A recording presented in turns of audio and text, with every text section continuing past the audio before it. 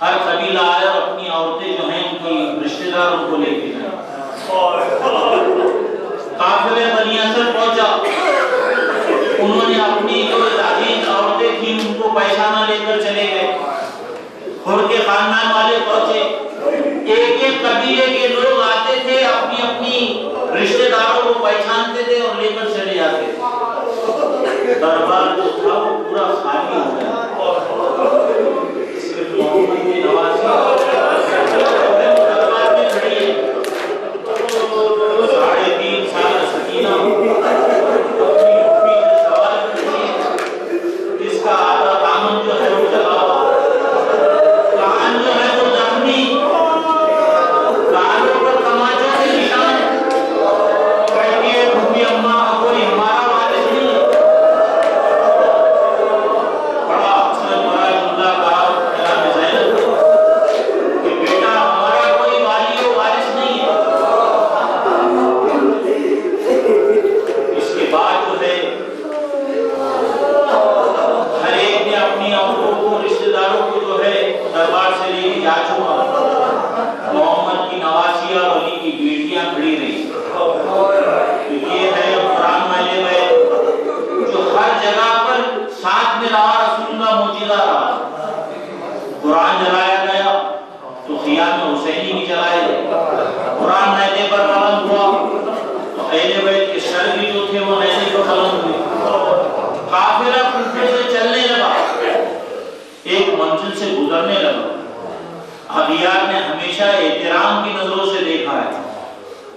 ایک چرچ کے پاس سے جب یہ قافلہ گزرنے لگا تو چرچ کی راہبہ جو تھی اس نے دیکھا کہ قیدیوں کا ایک قافلہ گزر رہا ہے۔ جناب عیسیٰ اور جناب مریم کا وہ دور یاد آ گیا اس راہبہ کو کہ جب بھی قیدی گزرے تو جا کر ان کی خیریت پوچھو، اگر ان کی کچھ خواہش ہے تو اسے پورا کرو۔ یہ راہبہ چلی، اس کی چرچ میں جتنی عورتیں نن جو ہوتی ہیں وہ بھی ساتھ میں چلی۔ جب یہ قریب پہنچی تو نائزوں پر چند سر تھے اور اس راہبہ کی نظر وہ سروں پر جا کر رک گئی۔ بڑے غور سے دیکھنے لگے، ایک چھوٹا سر تھا، قریب سے ایک بڑا سر تھا۔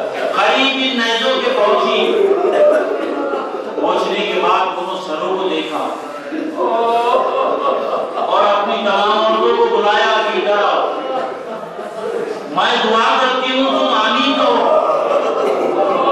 جب یہ قریب پہنچی تو انہوں نے اس نے پہلے سر کو دیکھا اور کہا کہ ایھا الہلال، اے پہلی کی چاند، جناب علی اللہ کا سر پہلے کے اوپر پہلی کا چاند نظر آ رہا۔ دوسرے سر کو دیکھ کے کہا کہ ایھا البدر کامل، اے چودھویں کے چاند۔ اس کے بعد ہاتھ جو ہے وہ دعا کے لیے اٹھائے، اپنی عورتوں سے کہا کہ جب میں دعا مانگوں گی تو تم آمین کہنا۔ اس کے بعد دعا کرنے لگی کہ یا اللہ، جس وقت یہ حادثہ اور واقعہ ہوا ان سروں کو کاٹا گیا، ان کی ماں زندہ نہ ہو، یہ دعا کرنا تھا کہ اسی قافلے میں سے آواز آئی کہ اے راہبہ، تم نے یہ دعا تو کر دی کہ اس وقت اس کی ماں زندہ نہ ہو، مگر اس ماں کی چودھری کے چاند کی ماں جو ہے وہ میں زندہ ہوں، اور یہ جو پہلی کا چاند ہے اس کی ماں یہ ادھر ہوا کے بھی زندہ ہے۔ عزیزان محترم، بس ختم ہوا، دو جملوں کی زحمت اور مسائل کو تمام کروں گا۔ قافلہ گزرتا گیا، دن گزرتے گئے۔ مولا سید سجاد جب مدینے پہنچ گئے، پہلا سال گزرا، دوسرا سال گزرا، آہستہ آہستہ دن گزرتے گئے۔ عید کا جب موقع آتا تھا تو امام سجاد کے دل میں یہ خیال پیدا ہوا، غم میں تو میں مبتلا ہوں، مگر مدینے کے یہ مومنین جو ہیں ان کی عید میں میں کیوں خلل بنوں؟ میرا مولا عید تو نہیں کرتا مگر ایک آنے والے جتنے مومنین عید کے دن آتے تھے گلے ملتے تھے چلے جاتے تھے.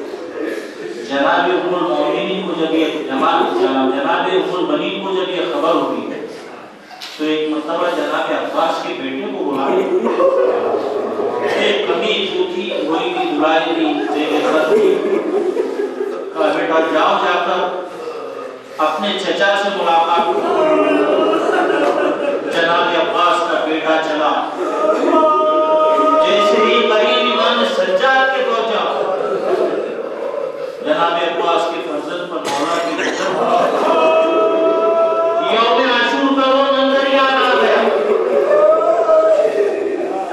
قریب بلایا فرزند کو گلے لگایا.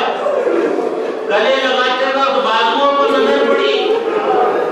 کہا یا اللہ وہ روز عاشور تھا جب میرا چچا پانی لینے کے لیے چلا. اللہ وہاں بیت صاحب تحریر کرتے ہیں کہ جناب عباس جب مہر فرات پر پہنچے تو مشق 3 دن کی سوکھی ہوئی تھی. اس کو ڈبا کے بھرنے میں جناب عباس کے ہاتھ جو تھے وہ تر ہو گئے. شہنشاہ وفا کو اتنا بھی منظور نہیں تھا سکینہ کے ہونٹ جو ہے وہ اس میں رہ جائے. عباس کے ہاتھ جو ہے وہ دریا میں کم ہو جائے. جناب عباس پڑھنے تو خداوند عالم سے یہ دعا کی کہ یا اللہ یہ میرے ہاتھ تر ہو گئے. اور اپنے دونوں ہاتھوں کی جو ہے وہ قربانی دے دی. جب پہلا ہاتھ کٹا تو مولا عباس نے کہا یہ علی اکبر کا صدقہ. جب دوسرا ہاتھ کٹا تو مولا عباس نے کہا یہ سکینہ کا صدقہ. قریب خیموں کے تو پہنچ گئے تھے. ایک مرتبہ اپنے پیر کو وہ رکاب میں لے کر مولا جو ہے اس پہ باوا تھا پر اونچے ہوئے خیمے کی طرف دیکھا. خیمے میں ننھے ننھے بچے تھے. سکینہ نظر نہیں آئی. فضا نے اس بات کو رد کر لیا کہ چچا اس بات کا منتظر ہے کہ بھتیجے کو دیکھے. ایک مرتبہ جناب فضا نے سکینہ کو گود میں بلند کیا. جناب عباس کہا بیٹا تیرا ہے چچا بہت شرمندہ ہے کہ میں تجھے پانی نہ پلا سکا. یہ کہہ کر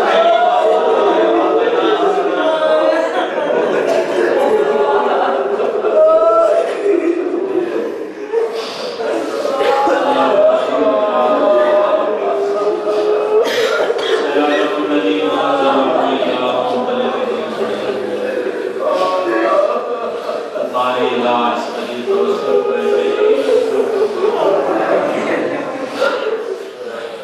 نوجوانوں کی خدمت میں ایک چھوٹا سا پیغام دے کر بات کو ختم کروں کہ دیکھیے ایک سے سوال کر رہا ہوں آپ سے کہ آپ جناب عباس کے بارے میں کیا جانتے ہیں.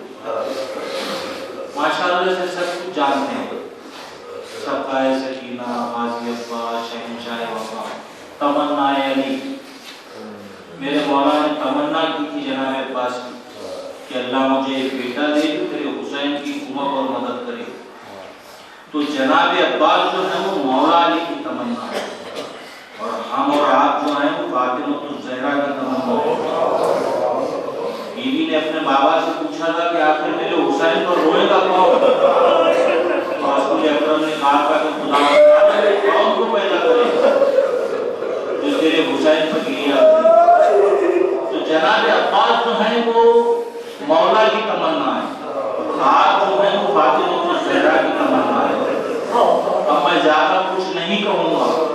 صرف اس تمنا کو مد نظر رکھ کر اپنی زندگی کو اتنا سنوارئے کہ ایک سچے آزادار کہنا ہے.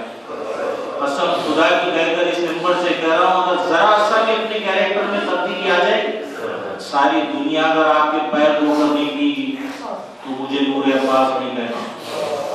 آپ فاطمہ الزہرا کی تمنا ہے.